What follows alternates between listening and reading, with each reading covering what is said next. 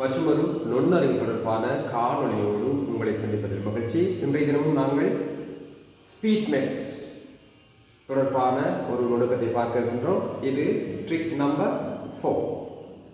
இன்றைய தினம் நாங்கள் சில எண்களை பெருக்க இருக்கின்றோம். அது எப்படிப்பட்ட எண்கள் என்றால், ஒன்றினிடத்தில் ஒன்று வரக்கூடிய எண்கள், கடைசி இடத்தில் ஒன்று வரக்கூடிய எண்களை எவ்வாறு இலகுவாக பெருக்கலாம் என பார்ப்போம். முதலில் இந்த இரண்டு எண்களையும் பெருக்கிக் கொள்ளுங்கள். ஓரொன்று ஒன்று. அடுத்து இந்த இரண்டு எண்களையும் கூட்டிக் கொள்ளுங்கள். 2 4 6. பின்னர் இந்த இரண்டு எண்களையும் பெருக்கிக் கொள்ளுங்கள். 4 8. இலகுவாக விடைகளை பெற முடியும். சற்று வேகமாக செய்வோம். ஓரொன்று ஒன்று, 3 மாதம் 9, 3 18. இந்த இடத்தில் சற்று அவதானமாக இருங்கள்.